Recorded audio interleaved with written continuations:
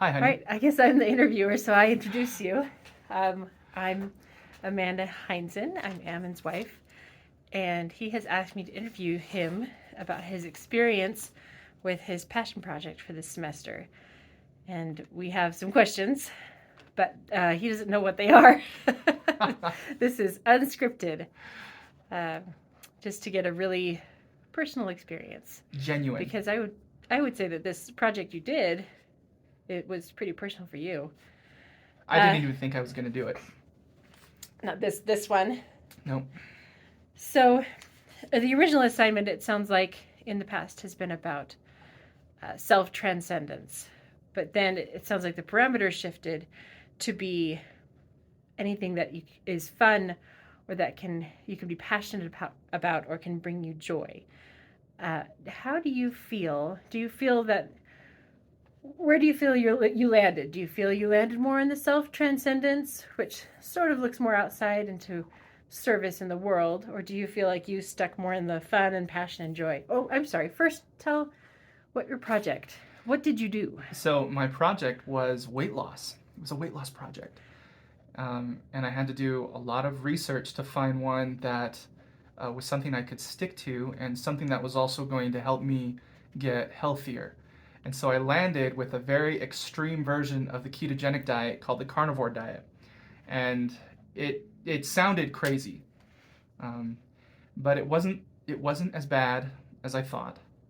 And the reason I landed with this version of the ketogenic diet was it was also meant to uh, reduce inflammation. And so people who have chronic health conditions, chronic any kind of chronic condition, fatigue, chronic pain, um, I, this really helps by reducing inflammation throughout the body. So that's And why I landed on the carnivore diet. what does the carnivore diet entail?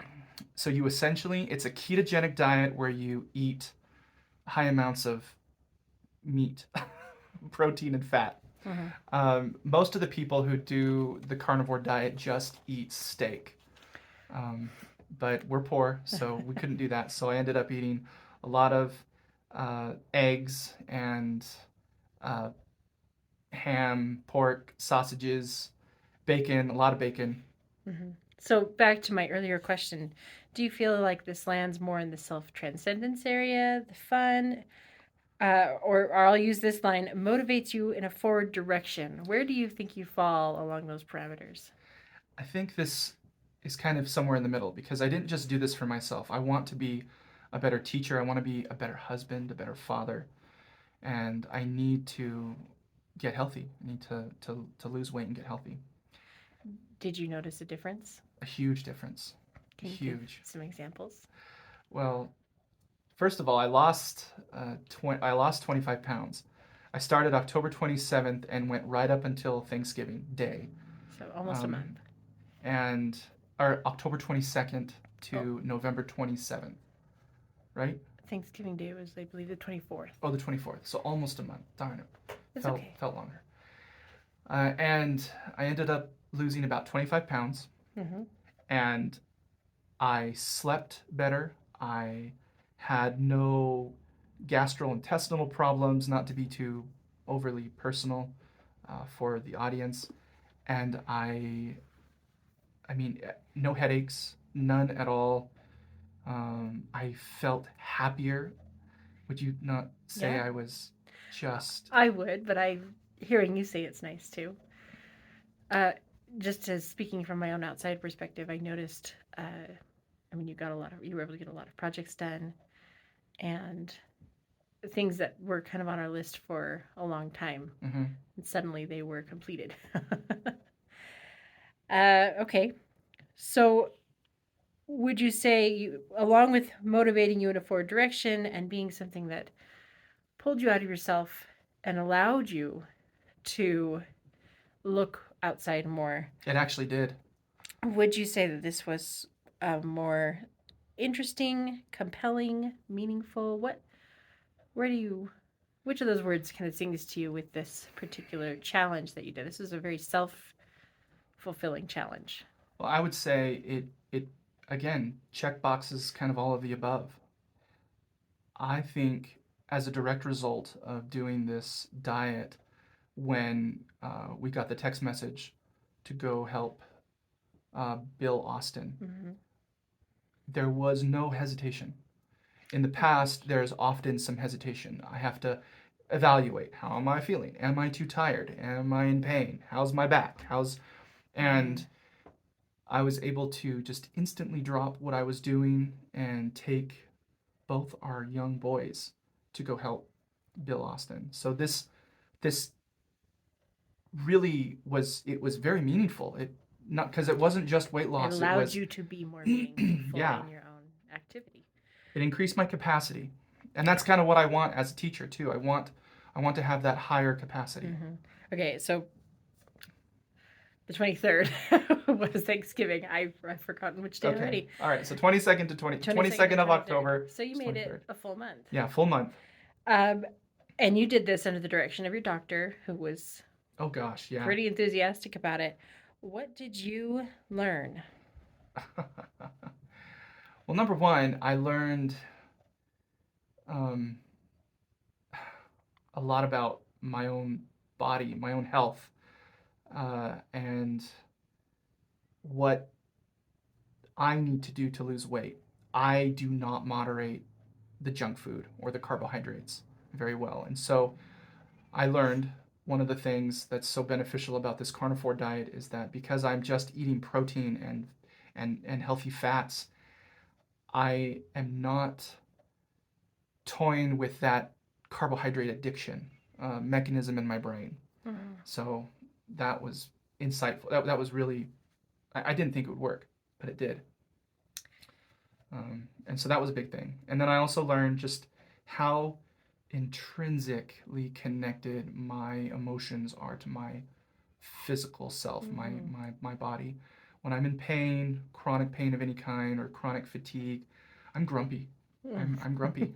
And so I was happy, especially these last 2 weeks. And you really had to find different avenues. I mean, food for both of us has been a bit of a challenge.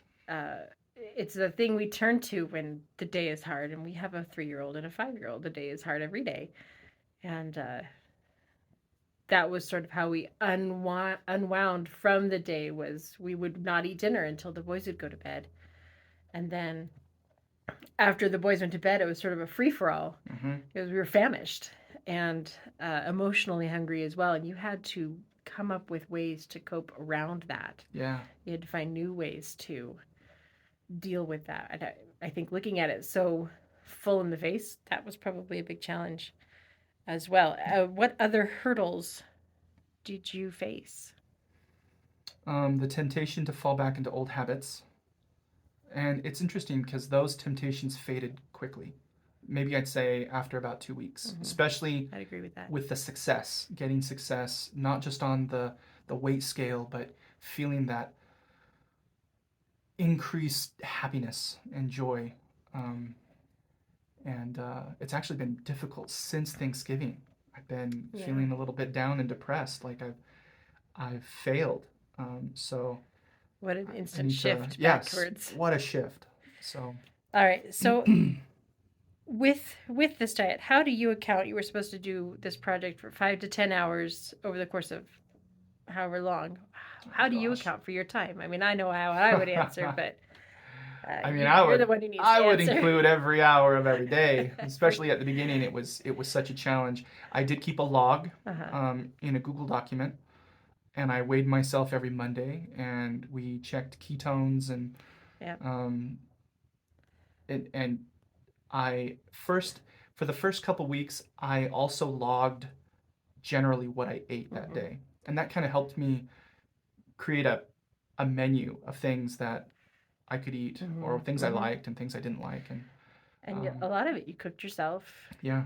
There was, because we were, I noticed when you started this diet, you were hungry at more regular times, but then later sometimes you only ate once a day.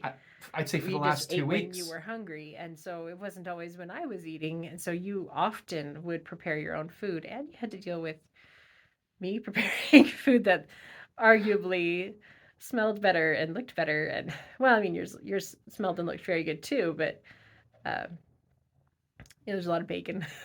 A lot of bacon. Our house smelled like bacon. Gosh.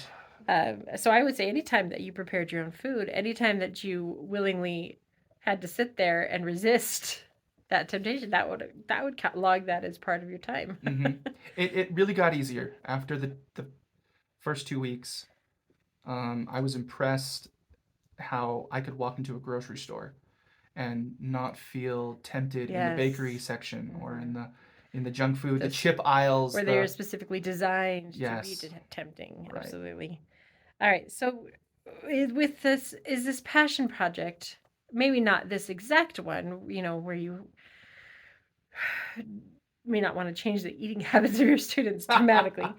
But is the idea of doing some sort of passion project, a long-term project, something that you would do with your students? I remember you and I both had the same history teacher many, many years ago in high school, and he did a thing where for 3 days Bread and water. exactly we only ate bread and water. That was to sort of simulate the diet of the Holocaust. Those are who are in concentration camps. And I remember just after the third day, I couldn't remember the locker combination anymore. that was something.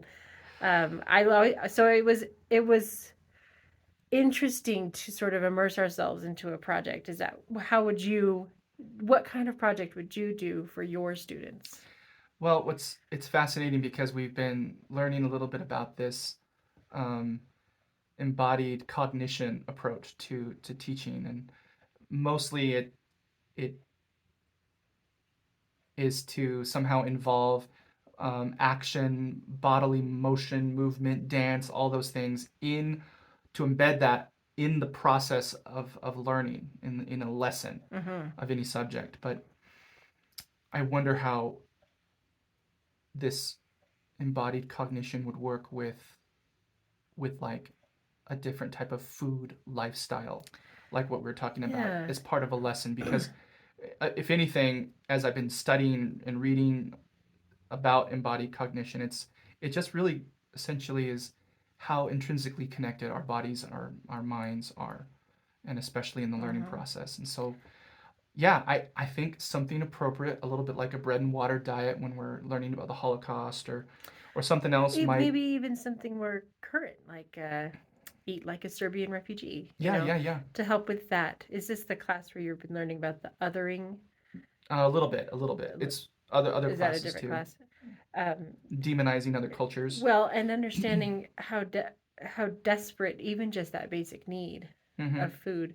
And if you didn't, I mean, if you wanted to do a project that was outside it, I know that the food parameter was more your own thing, but if you did something outside of that, what else could you do to kind of within the parameters and the scope of your classes and your Oh, as a history teacher, yeah, what there's would tons you of opportunities. Like, what did peasants eat during the Middle Ages? Or, I mean, diet is a big part of culture, mm-hmm.